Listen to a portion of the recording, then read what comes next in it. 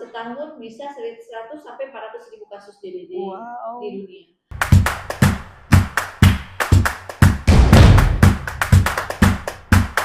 Assalamualaikum warahmatullahi wabarakatuh. Halo sahabat sehat, kembali lagi bersama saya Julia Maulana sebagai host di PKIP Talk.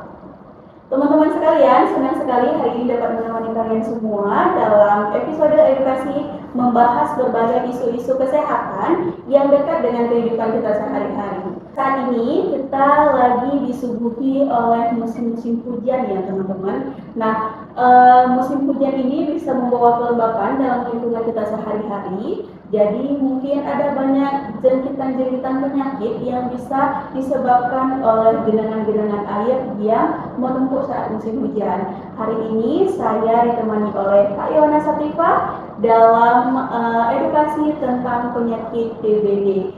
Selamat datang Kak Yona di PKIP Talk hari ini membawa edukasi tentang kesehatan.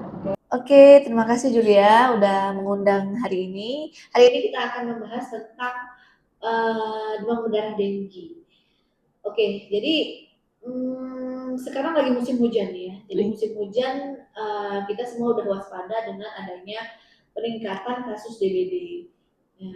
Yang kita ketahui DBD ini atau demam berdarah dengue ini disebabkan oleh nyamuk Aedes aegypti atau nyamuk Aedes albopicus. WHO ya, Organisasi Kesehatan Dunia, DBD ini setiap tahun ada terus, nggak pernah nol kasusnya ya. Dalam setahun bisa 100 sampai 400.000 kasus DBD di dunia. Maka dari itu kita kayaknya perlu menyuarakan nih, mengedukasi teman-teman semuanya untuk aware tentang DBD ini. Lagi di musim hujan.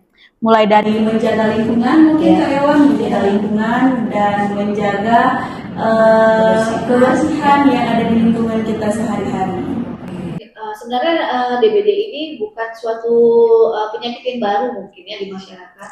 Jadi biasa tanda dan gejalanya pasien merasakan demam tinggi di 39 sampai 40 derajat. Kemudian ada nyeri kepala berat, nyeri otot, sakit di belakang mata, timbul ruam-ruam merah, kemudian ada nafsu makan berkurang, dan lain sebagainya. Oke, itu mungkin gejala-gejala yang bisa kita rasakan nih di kehidupan sehari-hari Kak Yohan ya. Cara paling efektif nih untuk memberantas si nyamuk DBD ini gimana sih?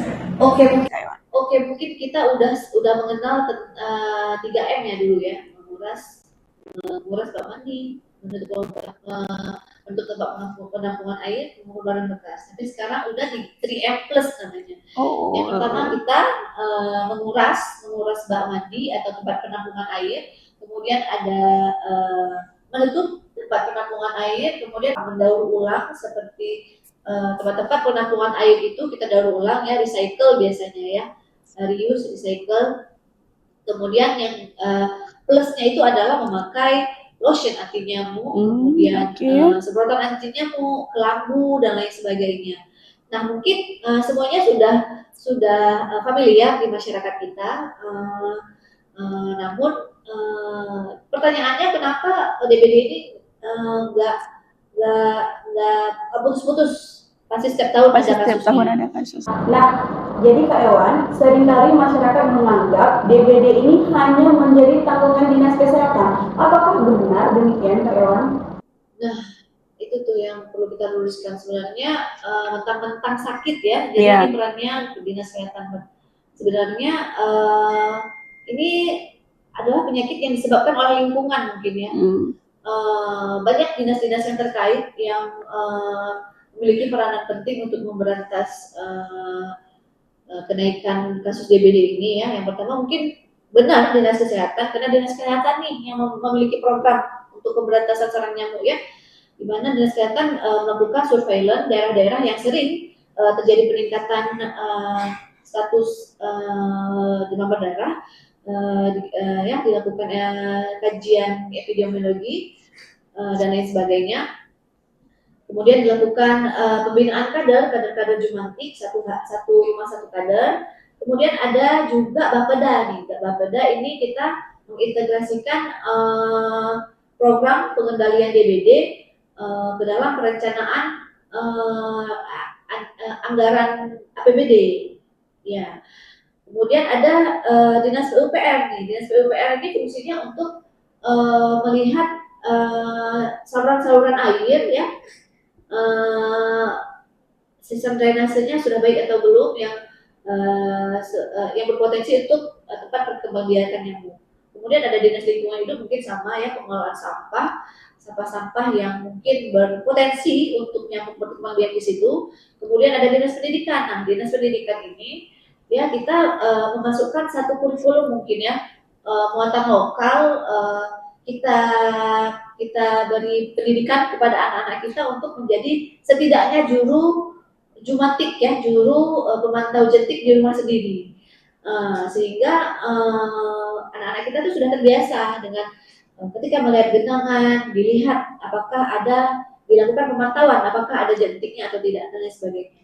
Kemudian ibu-ibu PKK juga bisa kita gerakkan untuk melakukan gotong royong pembersihan atau pemberantasan sarang nyamuk di kampung-kampung kita.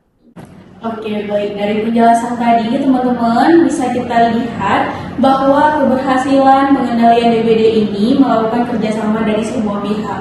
Apakah benar itu, Kak Ewan? Ya benar sekali ya. Jadi pemberantasan DBD ini harus dibarengi dengan integrasi setiap instansi ya, di mana tidak hanya dinas kesehatan saja, tetapi di sistem pembangunan, di sistem pemberdayaan masyarakat ya, di sistem lingkungan hidup, di sistem kebersihan, dunia usaha, masyarakat tentunya ya. Jadi setiap rumah kita tuh harus menjadi benteng pertama, pertahanan pertama untuk pemberantasan DBD ini. Jadi kalau misalkan tidak ada koordinasi dari semua dinas ini, sama saja tidak berjalan gitu. Sama saja seperti pincang ya, programnya bincang gitu. Iya, benar.